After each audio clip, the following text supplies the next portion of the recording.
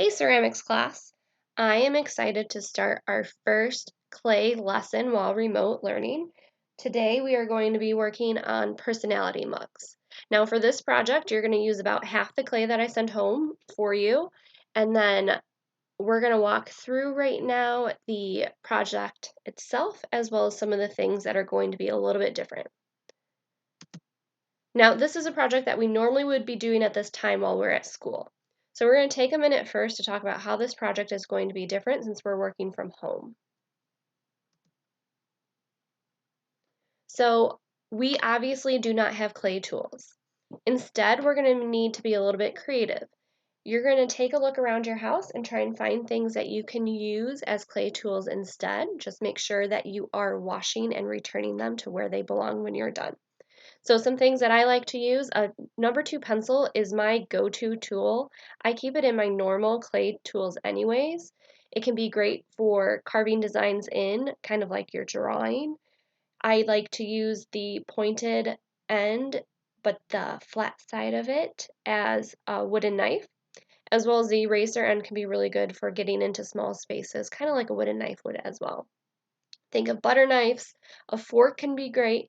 Dental floss is good to be replacing a wire cutter. You can cut through your clay with that. A toothpick can replace a needle tool. If you have Play-Doh tools at home, those can work really well because they're kind of made for the same purposes. Now, if you really don't think that you can work without real clay tools, I did put a link here if you want to buy some tools of your own. It's just a very basic set from Amazon. It's about $7. So if you would like to, you can purchase that, but it by no means is necessary. One of the other changes is that we're going to have limited glazes.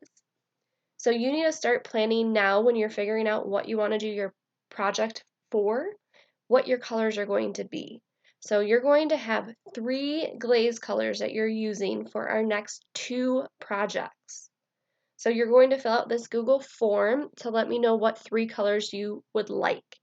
The form is linked in this presentation as well as in Canvas. When you're picking your colors, make sure you are referencing this chart. The only color that is not included is clear glaze. One more thing that is going to be different because we're not at school is that we don't have access to the slab roller. Now, normally this project would be required to be made out of slabs, which are flat sheets of clay that have been made either using a slab roller or a rolling pin. But instead, I'm going to open it up and you are going to be able to use any building method you'd like to create it. So whether that is pinch, coil, slab, or if you happen to have a wheel at home, you are more than welcome to use it. Now, the other thing that is going to be a little bit different is that the clay is going to need to travel back and forth between your home and school. So here's what we're going to do. You're first going to complete this project, your personality mug. Then you are going to complete your next project, which will be a full choice project with whatever clay you have left over. Those 2 pieces need to have the same 3 glaze colors. So it's not 3 different ones for both, but 3 glaze colors total. When those are done, we are going to figure out a way to get your sculptures back to YMS to be fired. Now, I'm still working this out, whether this is your items being picked up at your house or being dropped off at school. I will let you know as soon as we have a plan for that. Once they're back at YMS, they will be fired in the kiln. Your glazes will be packed up, and then your fired sculptures and your glazes will be moving back to your house for you to glaze. Once you have finished glazing them, your sculptures and the glaze containers with whatever is left over is going to go back to YMS for your final firing. So I know all of this is going to take a little bit of effort on both of our parts, and some of the transitions are unclear right now. But please be patient as we figure out how we are going to make this work. I think it's really important that you guys are able to have this experience at home since we aren't able at this time to be in our classroom. So a little bit of patience and we'll figure it out. So despite these changes, your project is still going to be awesome. This is a chance for you to make something that you might use for the rest of your life. You can make this for yourself or you can make it as a gift for someone else. But I really want you to have this experience. It's going to be well worth it. So here are your 3 project requirements for this project. First, your mug is functional, meaning it does a job. It's able to hold liquid. It doesn't have holes in it. It can stand up straight without falling over. We need to make sure it is functional. Your second requirement is that your mug should have a handle. This handle can either be functional, meaning you can actually fit your hand in it, or it can be more decorative, where it just looks kind of cool, but it doesn't really have a good use. You can't really grip onto it.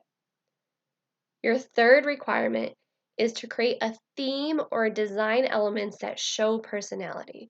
So it should have some sort of hand touch to it, something that shows your personality or the personality of the person who this is for. So let's start talking about requirement 1. Your mug is functional. Through this video, there are a couple links for you to watch independently. Now, some of them are really long and kind of slow. My trick, especially when a video is not the most interesting, is to make it go a little bit faster.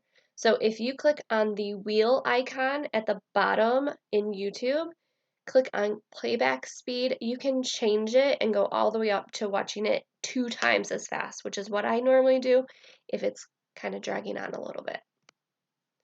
So you can create your mug with slabs, coils, or pinch building methods. You are going to pick one of these and click on the video that's going to give you a little bit more description. So you do not need to watch all 3 of these videos. Pick which one you would like to, watch it. If you don't feel like you want to build it in that method, you can feel free to pick a different one. It is completely your choice which of the 3 you would like to use. So requirement 2, your mug needs to have a handle. You are going to watch this video, which is going to show you how to make and attach your handle. The piece that you see her working with was made using a pinch construction technique. She has some other great videos if you want to look through her gallery of videos. She has some awesome ones that you might be able to find some extra inspiration on. Requirement 3 is to create a theme or design elements that show personality. So, what is the personality of your mug? I would start by making a list of your interests, maybe looking for some artists who inspire you, or even go back to your inspiration board to see some things that you liked at the beginning of this class. I highly recommend making a quick sketch of what you want to make, but it's not required. For me, I like to do that because it kind of gets my mind thinking creatively and I can work through problems or I can think of new ideas and different approaches to what I originally thought of. So I took some time to put together some artist inspiration for you. Each one of these images is a hyperlink, so you can click on it and visit the artist's website or shop or see some of their additional work.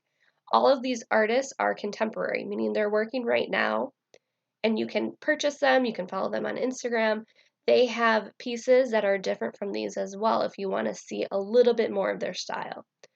So if you look at the bottom, the second from the right with the cactus, that one is actually made out of coils. So that one would be a really good one to look at if you're interested in making your mug out of coils. When you're thinking about how to add your details, there's 2 different ways we can do this, either additive or subtractive sculptures. So for the additive, you're literally adding clay onto your mug to make it look more 3-dimensional. For subtractive details, you are taking away or subtracting clay, carving it out so that you can see some additional details. Maybe you're carving in some lyrics, maybe you're making it a little bit bumpy. So these 2 things can help you create some texture to really show off the personality of your mug.